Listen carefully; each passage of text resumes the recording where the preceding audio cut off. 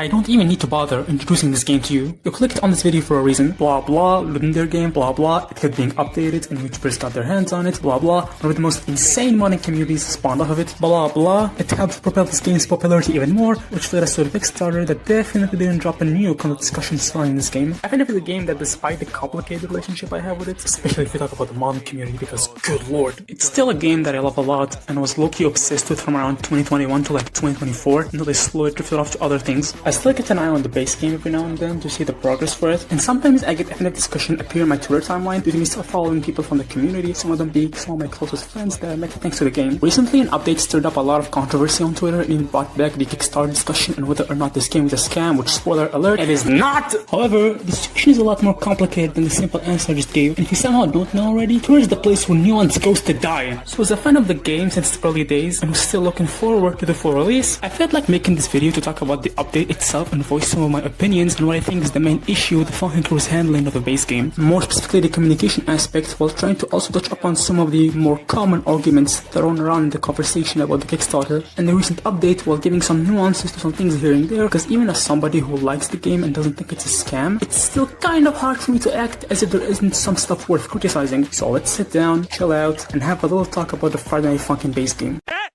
He said it! He said it! On January 4th, the Funkin' Crew dropped an update where they had a collaboration with an immensely popular K-pop group known as the Seraphim, giving us a single song that is just one of the group's songs charted into FNF with a cool looking cutscene at the start, and yeah, that's it. I personally never heard of them, and generally I don't really give a damn about K-pop, but the fact that FNF became big enough to the point that it can have this kind of collaboration is nothing short of massive for the game, and it also opens other opportunities for it which could be interesting for the future. The song itself was pretty good and fun to play, so I'll consider checking this group's stuff out later on. Also, the sprites were pretty good, and finally we got the long-awaited re-sprites for BF and GF, even if they're sadly exclusive to the song only. My only small nitpick with this update is that, well, this is the most mod-feeling thing the base game has ever added. Very high quality for sure, but something about this collab just feels so incredibly bizarre and wrong to me, but I can't exactly put it into words. But it just bothers me. It feels like a mod. It doesn't feel like something the base game would add. So now time to talk about the shit show that this update stirred up in the community.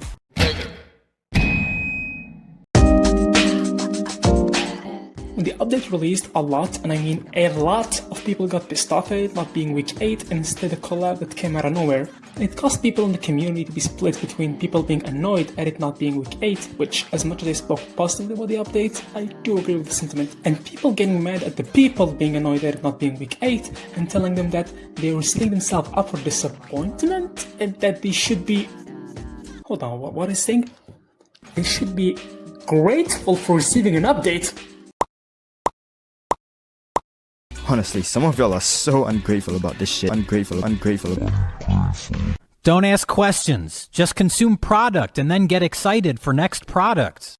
Okay, look, I agree that some of the people expressing their disappointment were being dramatic to an extent, but saying that everybody being disappointed is being ungrateful should get you hung up with jumper cables. Oh, sorry for not being grateful for the devs. It's not like it's their fucking job, and they were given $2 million to make it. Plus, the roadmap the devs shared indicated they will get week 8 next. They did some heavy teasing for the update without telling us what it was, showed us BF and GF sprites which were extremely requested for the week 8 update for a while, and keep in mind, week 7 is 5 years old. We got some content updates here and there, and in general the update frequency is an improvement, but people have been getting a little annoyed at how long we haven't gotten a main story week, especially with how, in my opinion at least, it's setting up unreasonable expectations for week 8, because if they've been cooking that thing for 4 years, then this shit better blow our nutsacks once it drops. Having so many things lined up like that just to get hit with a K-pop collab can be understandably frustrating. It's not worth the childish reaction some people had, obviously, like some jackasses saying that the game is heading the same direction as January Simulator did, with the team focusing on meaningless stuff instead of the game, and others saying that they're leaving FNF.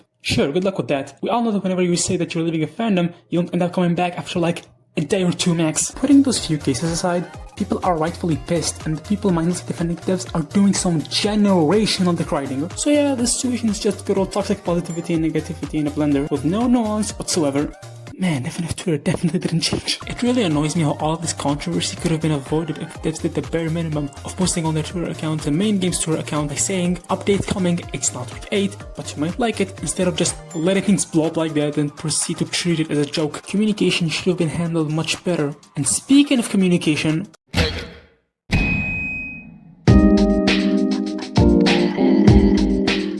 Communication and being transparent towards your community are very important things when making a game. Whether it's to keep people updated and not forget about your product, or drum up some hype near the release with some teasers, clarifying some stuff here and there to make sure people got the right idea of the game and its progress, or in the case of the Funkin' Crew, making sure that people don't start questioning if this game is a scam. And I think I can confidently say, they really don't have something that's called an amazing track record. To set the stage, throughout the 4 years of development that is ongoing for the game, the Funkin' Crew used 4 sources of communication with us. The Kickstarter updates page, the FNF base game tour account, and finally the Funkin.me blog, which I don't blame you if you forgot about that. Quite the amount of info sources, huh? Not only they gave us anything substantial, okay, I'm getting ahead of myself, so I'll resume everything I managed to find in these 4 sources of information, and you'll slowly understand the issue I have.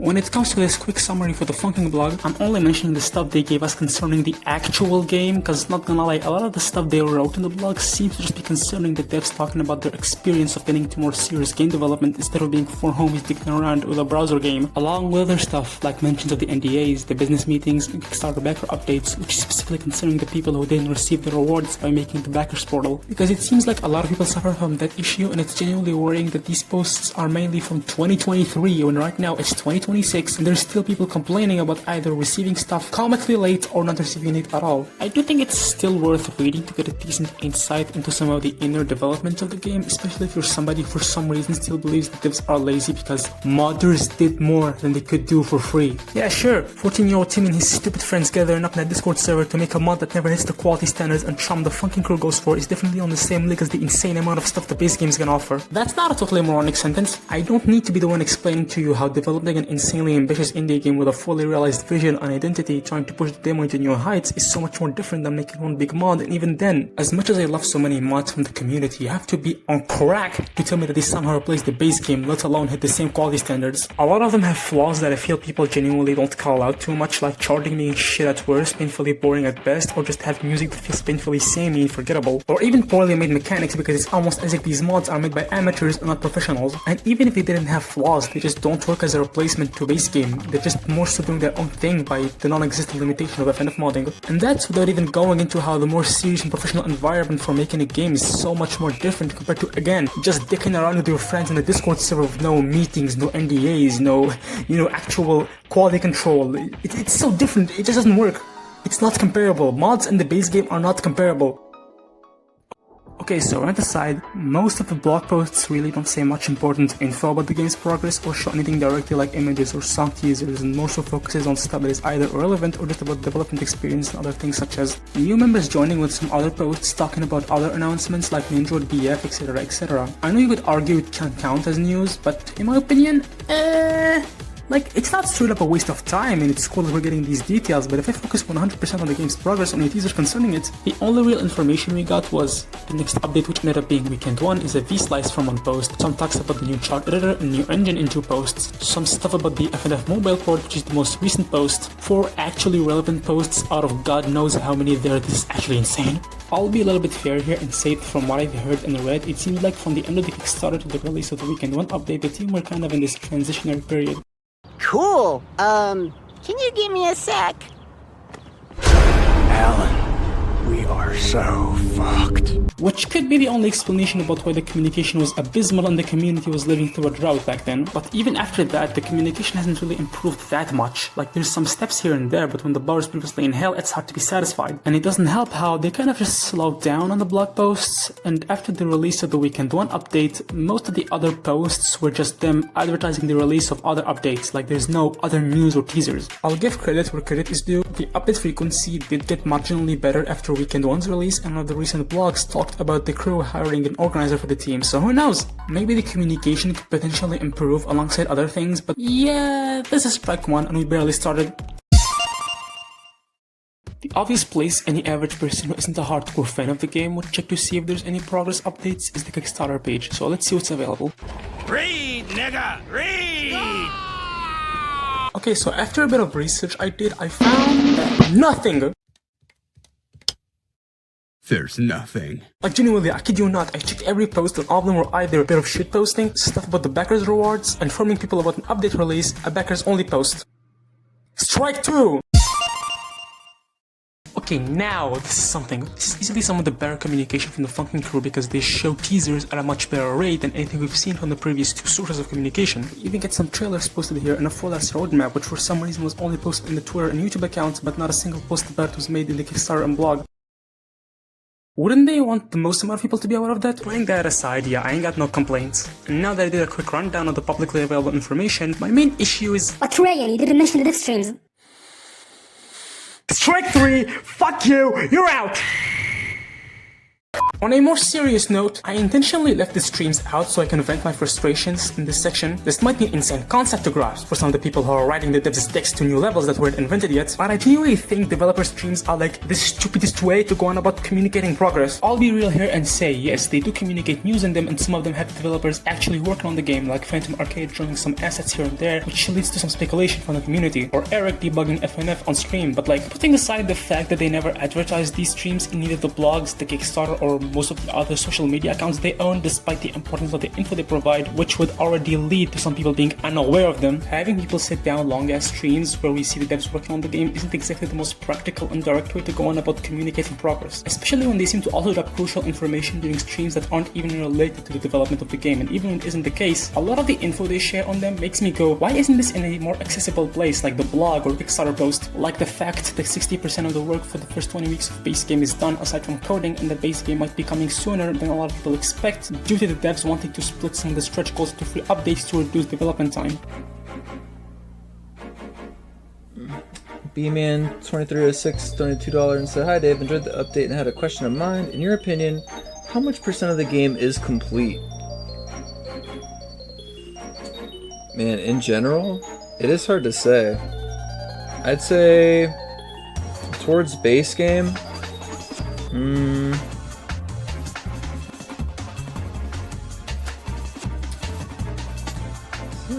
probably a little over 60%. I wish the full fucking thing was done. It's taking a long time.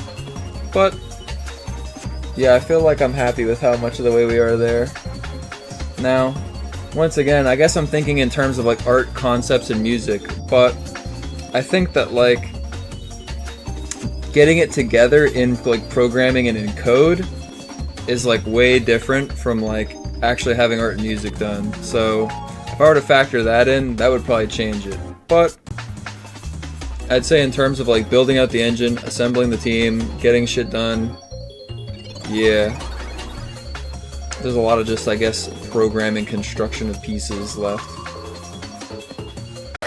Then there will be the base game that releases that doesn't have everything that the stretch goals offer, and then finally I think what we'll do is we'll treat the game that comes out on platforms kind of like we treated the web version, where we slowly release content packs that have all the stuff that the stretch goals have offered. So when the base game comes out, there will still be packets of levels that will release into the future, and that's how that'll work. And the idea behind that is that you don't just have to wait like a fuckload of time just to get the game. We're gonna try and dole it out in packages that are large and satisfying to have and worth like the time. The first clip comes from a 7 hours stream that he did in 2024 where he said that near the end, and the second one comes from a 2023 stream that isn't even related to the game's development. This is the only place in which he stated these two crucial facts, by the way. And somehow, according to some FNF fans, it's your fault for not sending down a stream that wasn't advertised and can last from 2 to 7 hours when on a whim, Dave decides to drop a crucial piece of info for a few seconds. Just use London's channel if you don't want to sit through these streams. I don't have anything against Lyndon. Hell, I respect the dude, especially for pretty much coming in clutch for the fandom back in the drought era and basically making this video much easier for me to make. But you have to be out of your mind if you don't see the issue in the fact that we reached the point of relying on some chronically online fan to be the one that archives the streams and trims the fat off of them for us to get information in a straight and simple way like it should be, which I'm pretty sure is meant to be the Funkin' Crew's job. To put it simply, The FNF devs aren't radio silent about the game and aren't scammers, because if they were, well damn, having a much better rate of updates is definitely not the smartest way to go on about scamming people. But the way in which they go on about communicating by having so many sources from which they deliver it in the most messy, inconsistent, and professional way possible, forcing the average person to do what can only be boiled down to finding a needle in a haystack, which I'm pretty sure last time I checked, this isn't how good communication works. I shouldn't be going for this hunt for breadcrumbs here and there and rely on fans in the community to get anything close to substantial information concerning the game's development. This isn't how it should work. There is no way around it. Just have only the blog and the Twitter account, inform people on the Kickstarter about a blog post or Twitter post every now and then, keep the streams as a side thing more than anything, and post good chunks of actual progress every few months that isn't just a nothing burger, along with some teasers similar to the Erect Mixer we got back in May of 2024, along with maybe some screenshots showing some other new stuff. But if the devs posted teasers, people would trace them for mods, which would kill the hype.